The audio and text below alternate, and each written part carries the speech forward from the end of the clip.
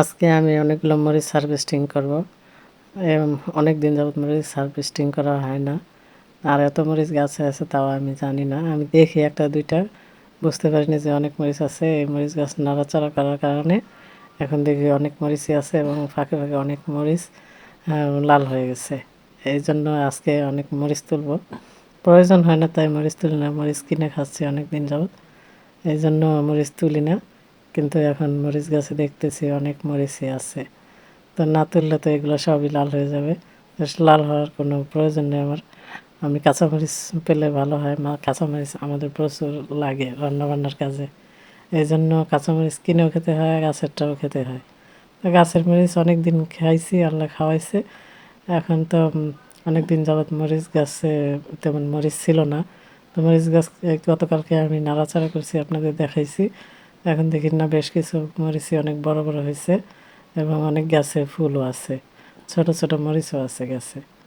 তো এই মরিচগুলো এখন আমি তুলে নিতেছি এই জন্য। আর এই মরিচগুলো খেতে অনেক ভালো লাগে। তো এবছর আমার যেমন কালো মরিচটা বেশি একটা হয়নি, কিছু কিছু গোলমরিচ এবং সাদা মরিচ এগুলোই হয়েছে, সবুজ মরিচ এছাড়া আর কোনো মরিচ কালো মরিচ হয় নাই। আর একটা জিনিস আমার হয় না, সেটা হচ্ছে বোম্বাই মরিচ, যেটাকে বলা হয় নাগামরিচ। এই নাগামরিচ আমি কখনো আমার ছাদে করতে পারিনি। অনেক গাছ হয় কিন্তু কোনো মরিচ ধরে না এই গাছে। এই জন্য আমি এখন আর এই নাগামরিচ গাছ বুনি না। ছাদে গাছ লাগানোর শুরু থেকে আমি কিছু ফুল গাছ এবং মরিচ গাছ লাগাই সবসময়। তো মরিচ গাছ যতদিন যাবত লাগাচ্ছি বেশ ভালো মরিচই হয় আমার গাছে, মরিচও হয়, এতে আমার ভালো লাগে। এই জন্য আমি মরিচ গাছ বেশি বেশি লাগাই, নিজেই চারা করি, নিজেই সেই গাছ লাগাই। খুব কম গাছ আমার কিনে আনা হয়, আমি তেমন মরিচ গাছ কিনে আনি না। এই জন্য আমি সবসময় চারা করি, নিজেও লাগাই, অন্যকেও দিই সেই চারা। চারা সবাইকে দিই, যারা যারা চায়, প্রয়োজন হয় তাদেরকে দিই, যাতে তারাও লাগাইতে পারে। আমিও লাগাইছি, এই জন্য এবার এই গাছে মরিচ ধরছে। বেশ কিছু গাছ আছে, এগুলো পুরনো গাছ গত বছরের, সেই গাছেও মরিচ হয় কিন্তু গাছের মরিচগুলো ছোট ছোট হয়, তারপরেও ভালো মরিচই হয়।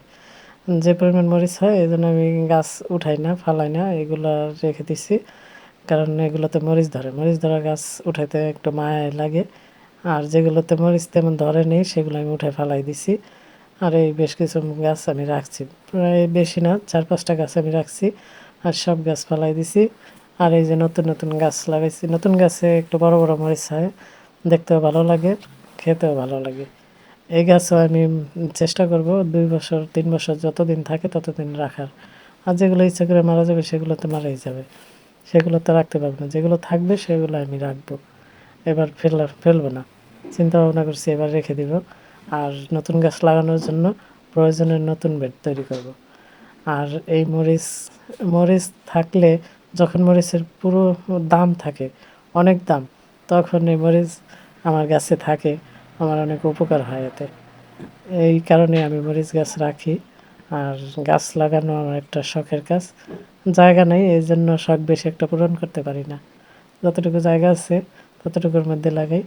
এই যে কিছু কিছু গাছ আমার যা আছে, আমি রোদ্রের অভাবে এখন এই যে এগুলো বাঁচাইতে পারতেছি না, গাছের অবস্থা খুব খারাপ হয়ে যেতেছে। আমার এই শীতের দিন আসলে ছাদের অল্প জায়গায় রোদ থাকে আর সম্পূর্ণ জায়গায় ছায়া পড়ে।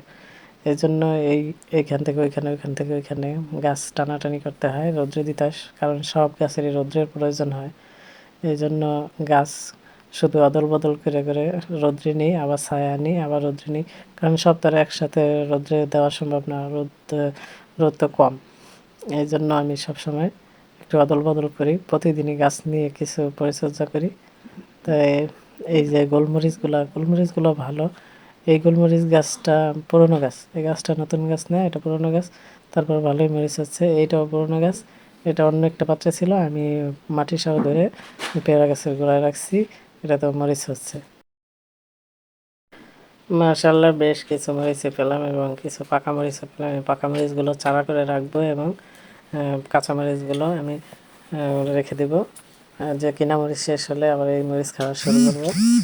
আর তো এখন আমার ছাদে তেমন গাছ নেই, ফুলের গাছ কম আছে, শুধু এই যে ফলের গাছ আছে অল্প অল্প কিছু, এবং মরিচ গাছ আর অল্প কিছু ফুলের গাছ আছে। আর ওই যে মুরগির ঘরের জন্য কিছু জায়গা নষ্ট করছি, এই জন্য গাছ।